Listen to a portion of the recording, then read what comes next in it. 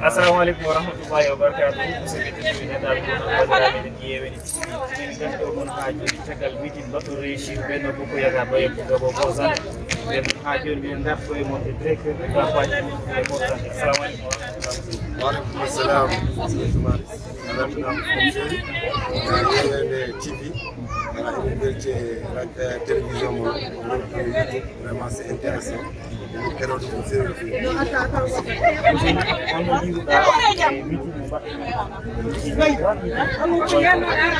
Machallah meeting o vraiment rewina won caggal men campagne baɗɗo important en mbaɗi comment dirais-je porte à porte voilà on a fait des visites de proximité fof e bandiraɓe rewɓe vraiment campagne o fuɗɗima e dow jaam e hannde dimanche oɗo en mbaɗi meeting ko waɗi fayida bandiraɓe fof ngari ɓen nganndi enen au niveau de Port-Gentil la majeure partie ko commerçant ji donc yimɓeɓe fof wawa abdude mais quand même ko yilata hen ɗon ko vraiment dañama par ce que ɓuri hewde yimɓe tan machallah ngari e keɗiɗo aussi message mo ganduɗa kañum fof ɓe vraiment bandiraɓe ɓetima en machallah bandiraɓe ko mbiyetino comme pan woni directeur de campagne holko woni programme campagne e haala woni? Oui, actuellement campagne o mbaɗɗen o vraiment rewi lawol. Voilà, le début no mbirumi tan en mbaɗi des visites de proximité en mbi en tawi bandiraɓe e nder ɓurkaji en mbaɗa remercier rewɓe ɓen ɓe aussi vraiment ɓe fayde et la jeunesse de Port-Gentil vraiment en mbaɗi nokkuji kewɗi en mbi bandiraɓe e jirde mabɓe campagne o rewi lawol donc ko heddori hen tan actuellement en ɓuri wadde caravane mawɗo le jeudi inchallah so allahu rabba jaɓi caravane mawɗo aussi mbaɗen sillonné wuro o jogoɗen emploi du temps men taw wuro o fof ɓe ganda vraiment APR nanɗo hen ko jogui doole Benno Bokk Yaakaar aussi nanɗo hen machallah haala ka waɗi fayida joni so tawi woni e le jour 31 juillet oɗo ngara woni par ce que ko école goto wonde ɗo nouveau goto wonde ɗo mais waɗi ɓe gandan ton hoore ma aɗa goɗɗini o holko mayi oɗon jogui programme gandan ton hoore ma oɗon mbawi wallude ɓe haala ɓaddo ɓen goto goto maɓe tranquillement sans problème. Voilà, ok effectivement emin jogui programme o mbaɗi déroulé par rapport e woro wote ko comme d'habitude Saint-André woni ko septembre e toon yimɓe kewi wodde donc eɗen jogui bandiraɓe men taw ne goɗɗi boy kala woɗɗuɓe noon mamin mbat oroji le jour J jaahaɓe ƴettoyaɓe ɗum aussi koye programme jeeya kamɓe fof ɓe gara ɓe goora y a même des gens qui vont quitter jusqu'à Omboy ɓen aussi on a fait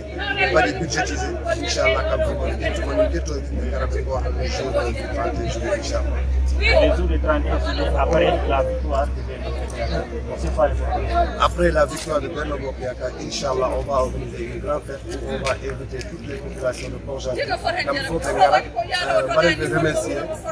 son victoire au Gassité. Inch'Allah, comme d'habitude, Port-Gentil a une victoire à plus de 80%. On a eu 90% et on a espoir, Inch'Allah. Machallah, holko mbiyata bandiraɓe voilà, bon, Yewene TV, min au début, heɗoraɗum yewata ɗum mais ça fait maintenant quelques jours on yewa ɗum et yi aussi importance mo jogi image uji mon vraiment c'est clair image uji ene laaɓi aussi battoɗen invité ɓe kala ko haaluji baɗɗi fayida et aussi ñanden heeɗimo darol mon question mo mbaɗon posé ha joni mboɗen ƴeewa réponse o mi soir o hedde donc ko mbiyanmi tan Yewene TV jokke golle golle de débuté et on a espoir lépp mo jogi ɗon inchallah so continue wale mon mamoura ɓeyɗat inchallah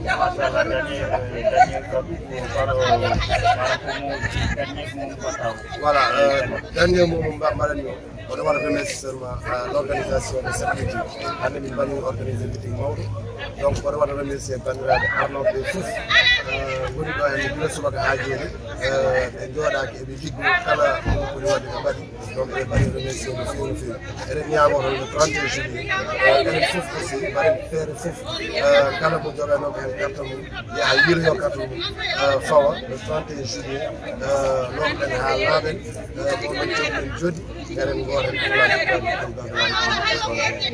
de la république bon suñu mbokk wolof yi nga xamante ne mbokk Sénégal yi nga xamante ni dégguñu pulaar tey ñëwoon organiser benn meeting bu mag bu nga xamante ni meeting la ci biir campagne voilà au début du campagne def nañu ay visite de proximité dem xooli mbokk yi nga xamante ni ñoo nekk ci endroit yu gën a reculé ñu sensibiliser leen wax leen li nga xamante ni mooy utilité bor bi te ñoom ñëpp dégg nañu message bi donc meeting bi organisé nañu ko te jaar na yoon vraiment li ci doon seet raw na suñu njort population yëpp ñëw nañu te kontaan nañu waxtaan nañu joxe nañu message bi ndax président Macky Sall dafa neex a waxal dafa liggéey Sénégal ba nga xamante ni suñu thème de campagne mooy yomb boo waxee réalisation rek yaakaar naa dina am dina jox li nga xamante ni mooy donc ñu ñaan ñoom ñëpp le jour du 31 juillet ñoom ñëpp ñu voteel la liste Benno Bokk Yaakaar ñu joxaat Macky Sall majorité bi nga xamante ni moom la soxla pour continuer liggéey bi mu nekk Sénégal. Macha Allah, merci beaucoup a jarama. Merci merci beaucoup bandiraɓe musidɓe tedduɓe ndendaɗo ɗum men ƴeeweni tim ha joni tan ko weltinde on tan min goni e ɓuuri sini à la fin meeting Benno Bokk Yaakaar on ɗi programme comment on appelle mo directeur de campagne rokkiri o koye woni ko yeeso meɗen ɓe mbi ɓe jogui grand caravane mo gandantuma hoore makko jeudi ɓe mbattamo inchallahu rabbi on bandiraɓe kala mo alano temps arde ɗo hannde aɗa ñaaga jeudi inchallahu rabbi hay si tawi te un petit peu de minute jalton mbaɗon à partir de 15 heures voilà à partir de 15 heures jalton garon ɗo onon fof comme no bandirawo debbo wini tan rewɓe fof maɓe gari inchallahu rabbi inchallah kartal ko gotal so Allah jaɓi sen kawri en yo en hawru hen sabu Macky ko Macky meɗen Macky jeeyi Pont-Gentil ko Macky yiɗi Pont-Gentil naɓe jiiɗi Macky ɗum bo minen ala koɓe dañi so wona Macky sabu neɗɗo fo yi ko Macky liggi to Sénégal to henna wa tabarakallah machallah ɗo noon kartal ko gotal min kulani min payani Macky rek cakaw cakanam tinu ba barki jonin kula jëmbe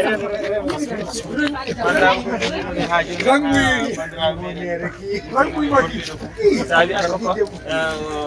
micro moni fof heewat par ce que moni fof ne yiɗi haalde so felmo e dañi o président de la république c'est fort yimɓe ne jiiɗi président Macky Sall président de la république du Sénégal sa ƴeewi min ɗo mbaɗa ƴeewde min fof yo andu minen ɗo minen jiɗma ha e yeeso Allah ɓerɗa men ɗo ko an woni hen donc a nani koye mbi ko kartal ɗo ene pourcentage ko gotal woni président de la république patron min calmini on bon assalamu aleykum onon soso kampuɗo hande vraiment min beltima no feewi e grangal mon ɗo min beltima kadi e arɓe ɗo ɓe fof min mbiyaɓe kamɓe fof merci beaucoup kamɓe fof ɓe gaare keewal ɓe gaare doole ɓe mbaɗi assisté kamɓe fof meeting o waɗi rewi lawol maintenant heddi ko deuxiéme étape le 31 juillet mo gandanɗa hoorema jour du vote vraiment yimɓe fof gadda e keewal ngara wonano Macky Sall bulletin o wonano Macky Sall ala majorité Macky Sall wawa jokkide ko gandanɗa hoorema ko par ce que Macky Sall fuɗɗima ko heewi ko gandanɗa hoorema ɓe ganda ɗum ɗo ko gandanɗa hoorema projet ko Macky Sall waɗi yimɓe keɓani andude tellement que keewi on oji autorité uji laaɓi hay goto anda ɗo foti donc vraiment en mbawa wadde cité bilan Macky Sall hay opposition wawa wadde attaqué Macky Sall e bilan mbaɗata attaqué ko banggue goɗɗo kono wona e bilan donc Macky Sall meilleur bilan jogui donc ɓe ñaaga ɓuuri ko le 31 juillet garon wonno Macky Sall yimɓe keɓe victoire cash vraiment e ɗon haalde hen ɗon temps o weeɓani fof jarama on calminama merci beaucoup Sadio Sow responsable APR machallah monsieur Sira waxala mbokk jawwi bon merci beaucoup on jarama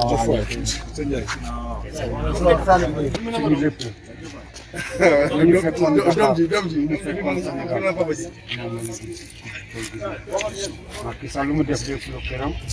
ko defal waa Sénégal le Sénégal yi moo loolu lu mu mel moo loolu ñu lu baax lu boo defal ndax Sénégal boo gisee Sénégal bu toll Macky li mu def yàlla rek moo xam ci xol rafet mu yore te dama sant tamit suma mbokk suma nijaay yi mu xamante ne njaago lañu ci yeneen côté yi rek donc dama leen di lakk rek nga xamante ne fu nekk njaago fu nekk fu nekk dina ko yëg bay di ñëwee ba tabaloo ndi jonga wala di mboosi donc akiwul leen koy ndax ci campagne Macky Sall yi nekk donc il faut que ma ñanga féetul quoi parce que Sénégal c'est Sénégal lilu mak Sénégal que kitika comme Sénégal di takal Sénégal vraiment samedi masle à l'impu Sénégal donc il faut que ñanga féetul quoi pour